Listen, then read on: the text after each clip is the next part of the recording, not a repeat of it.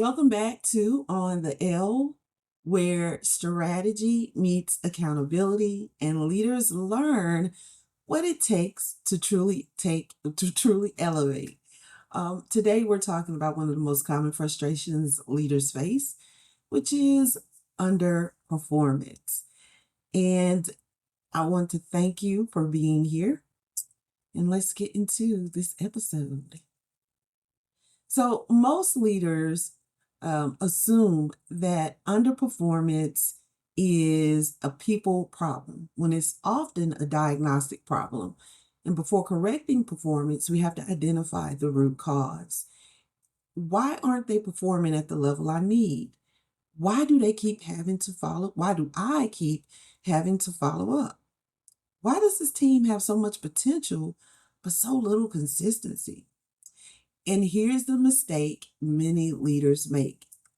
They assume underperformance is a people problem.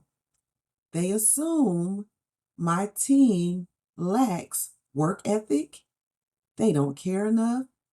We just need better talent. But more often than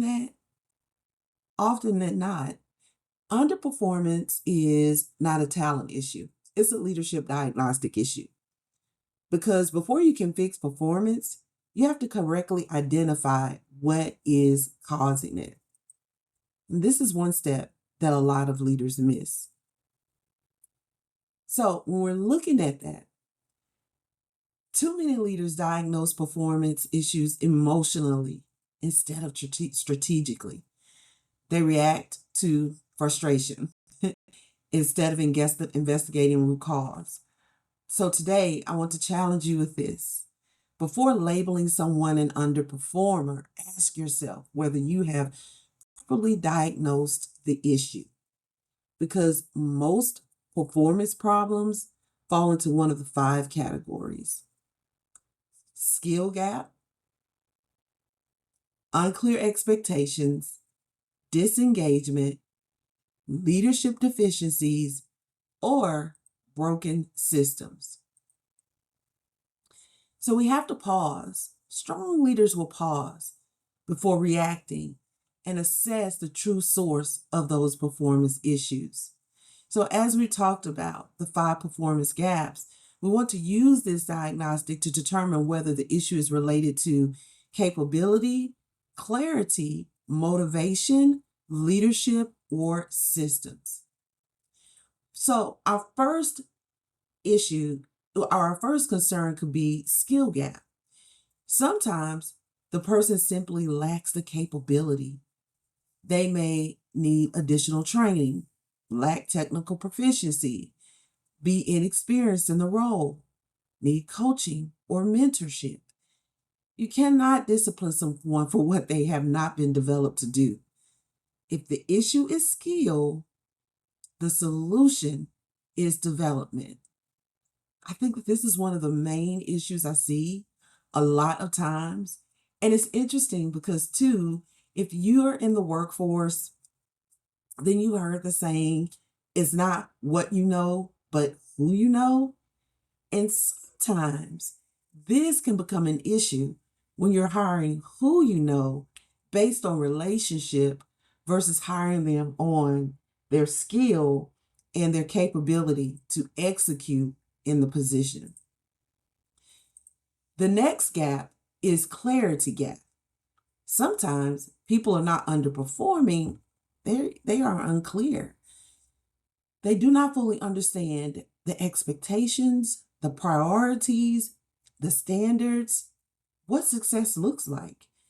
Leaders often overestimate how clear they have been, and unclear expectations create inconsistent results. If the issue is clarity, the solution is communication. That communication is really important because sometimes we'll say contradicting things. So if you know that someone may not be performing up to par and you tell them in private, but then you say, hey, publicly, you're doing a great job, that's inconsistent. and it creates a clarity gap, because really someone who's probably not committed to performing well or doesn't understand the full scope of what they're supposed to be doing, when you tell them they're doing a good job, they're confused when you come back and say they're not. So it's important to make sure that in that clarity, we're being very clear and we're consistent in our communication. Our next gap is the motivation gap. And sometimes people understand the expectation and possess the skill, but they just lack internal drive. Why? Because they may feel disconnected from purpose, feel undervalued, lack engagement, see no incentive for excellence, or may be experiencing burnout. If the issue is motivation, the solution is engagement and alignment. And when I think about feeling disconnected from the purpose, I think again, this is where that is not what you know, but who you know comes into play, because they took the job. That person took the job, but they really probably were not committed to whatever the mission and vision is that the company has. Sometimes it may also be the fact that they're too familiar with the supervisor. And so, of course, the motivation's not there. Feel undervalued. We're in a tough economy right now. So people don't feel like they're probably being compensated fairly for the level of work that they're expected to deliver. Lack of engagement. It just may be, that just overall, they hand you a book, they hand you an SOP, they hand you a template, and you barely even see your supervisor. You barely ever see your coworkers or your peers. See no incentive for excellence. I mean, if I'm operating at a high level and someone else isn't, then it's like, wait a minute. If I'm operating at this high level and this person isn't, but we're being paid the same, or we're going on the same trips, or we're getting, the same accolades, we're all grouped into a bunch. What's the point of me performing at my high level of excellence and then be experiencing burnout? And burnout is easy, man. You have to keep your eye on your subordinates, even the leaders too, because burnout can be a huge reason why your team may be underperforming. And that's really, I think that's more common than we give credit to, because of this higher expectation of delivering work, delivering on expectations, and also the fact that there are less positions, but the work is still there. Your team may have had 8 people and now you're down to 3, and you're still expected to put out the same amount of output as 8 people would. All right, so our next gap is our leadership gap. And sometimes performance issue is not the employee, it is the leader. I know it hurts. I know you may not want to hear it, but it's true. This is the hard truth. Many teams are underperforming because leadership is underleading. Examples include inconsistent direction, poor communication, micromanagement, lack of coaching, failure to address issues, weak accountability. Sometimes the team is not broken, the leadership approach is. And what I've seen in this area when it comes to leadership gap is, again, we go back to, it's not what you know, but who you know. And sometimes what happens is when you hire on someone that you know, or even if you come into a position and maybe you find common ground with someone or a couple of people, now all of a sudden the way that they're held accountable is different from the way others are held accountable. And the other thing too is that when it comes to inconsistent direction, some people are told things that are going to be coming up where others aren't. Failure to address issues and weak accountability. We know that these are issues that really do make a work environment sometimes almost intolerable. And I think that when we're looking at performance and underperformance, we always want to look at the employee, but we have to remember too that we have to look at our leadership too. What are they saying? Not just what are they saying overall, but what are they really saying? Not just to us, but to everyone, even those up under them. So poor leadership practices such as micromanagement, again, inconsistency or lack of coaching can definitely drive team underperformance. Our next gap is system gaps. And this is when the workflow is broken because leaders, I'm sorry, that was a noise, but system gaps can occur when we have sometimes the person and the leader are both capable, but the systems are failing. And that comes into like inefficient workflows, broken processes, poor resource allocation, unrealistic workload expectations, lack of tools, support. This is one of those areas where, let's just say, you worked in, let's say you worked in a hospital or on the floor of a hospital and inefficient workflows. You don't have enough coverage, for the floor. The workflow doesn't work and doesn't make sense. You need this person, you need your administrative assistant to overlap with another one, just the scheduling issues, broken processes. The thing is that sometimes people want to stay to what they've always done, but the problem is that was 10 years ago or that was 3 years ago, and now with AI and all the technological advances, there's times when we have to kind of catch up to what systems are being used. And I think that sometimes people want to hold on to what they've been doing, and that's what causes those broken processes, because you kind of want to create this cliff notes. You'll use it because they say you have to, but you only use it as much as you have to say you're using it. Otherwise, they still want to use the old stuff, and that can hurt the process as well as the workflow. Poor resource allocations. Look, you've got the money, but you can't get the equipment, supplies, or resources that you need. Unrealistic workload expectations.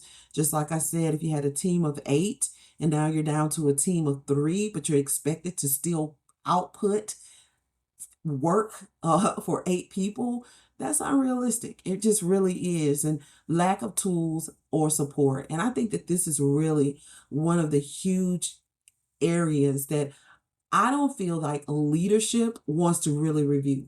I don't think that leadership really, really wants to see what that looks like when there's no support. Nobody wants, I think, to be in a space where they don't feel like they're supported from the lower level to the higher level. Doesn't mean you get your way. Doesn't mean, you can always, kind of think that you can go above someone to get what you want. But I do think it's important that you feel like you're being heard, and that that you're being heard, and the situation is being assessed from a 360-degree approach. So you can't coach people out of broken systems, and sometimes the process is the problem. You'll have people that come to work and they want to work, but I mean the system is broke. So how can they show up as their best selves when the systems have gaps? When we talk about leadership challenges, or those challenges for leadership, um, we have to think first about the underperformance of the team, and I think be very, very honest with yourself. Um, so the next time someone on your team underperforms, pause before reacting and diagnose the issue through these 5 lenses. Is this a skill gap? Is this a clarity gap?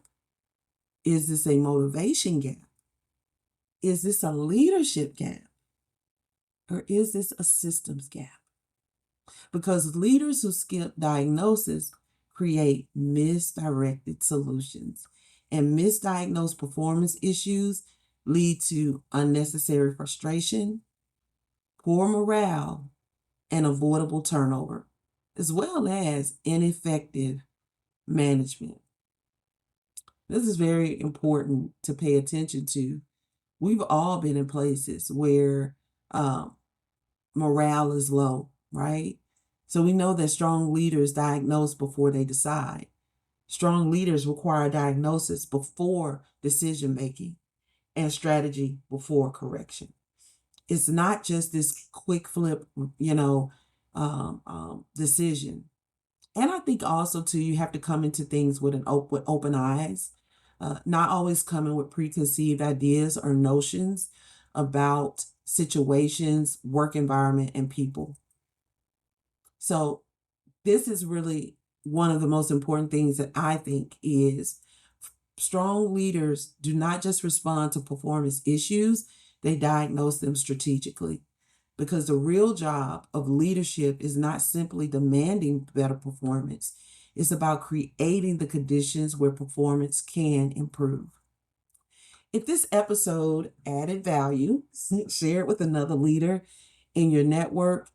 And if you're ready to go deeper into leadership, accountability, and organizational performance, follow on the L and stay connected with Elevate Leadership Partners for more strategic insights and leadership development resources. And I want to take you back now to your challenge. Remember, your leadership challenge for this week is the next time someone on your team underperforms, or even if you don't get the result that you expected from a deal you were working on, or some pitch that you were working on, I want you to pause before reacting and diagnose the issue through, remember, those 5 lenses. Is it a skill gap? Is this a clarity gap? Is this a motivation gap? Is this a leadership gap? Or is this a systems gap? Remember, it is our responsibility as leaders to not just set the standard, but be proactive throughout the process of implementing standards. So we set the standard. We set the standard. We lead with intention. And we elevate with impact. Say it with me one more time. We set the standard, lead with intention, and elevate with impact. I'll see you in the next episode.